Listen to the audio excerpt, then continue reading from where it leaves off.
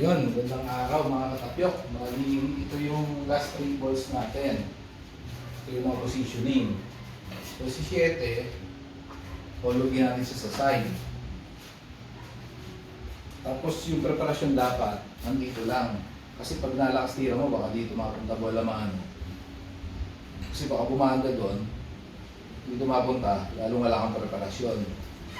So magiging tira mo dito, pag banda dito, punta rito yung bola mano. So magiging tira mo dito, patampal, apektos mo yung kaliwa sa gitna, gitnang medyo baba. Huwag ibabaw, kasi pag ibabaw, matik pag tumama dito, wala kang preparasyon, pag tumama sa net. So yung medyo ilalim na, hindi ilalim na ilalim. Basta kaliwa, gitna na medyo sa bandang ilalim ng konti.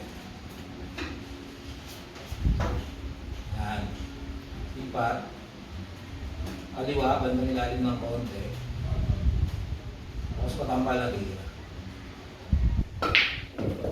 Yan. Bali yan. Ganyan dapat talaga yung magiging preparasyon natin. Kasi kung nalakas tayo doon, tama ka 9, okay dito yung bola mano mo. So yun talaga magiging preparasyon natin. So dito, ang tira mo din is patambal. Ng gitna lang. Para dito lumagay yung bola mano sa area na to.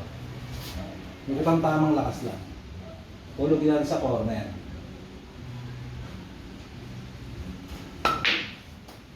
Ayan. So yun, last ball na tayo. Yan din sa corner.